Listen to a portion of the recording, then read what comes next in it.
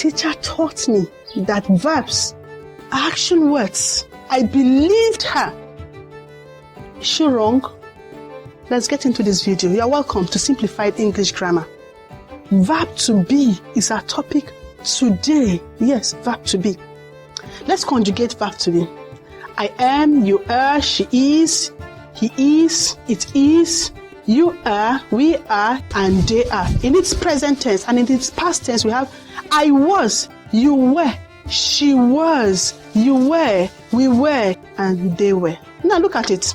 We have different forms of this verb. Am, are, is, are, was, and were. What work are they doing? What work are they doing? Is. What work? I really can't place it, but you know, I need you to learn this today. That a verb is not only an action word, but it also tells you about state of being.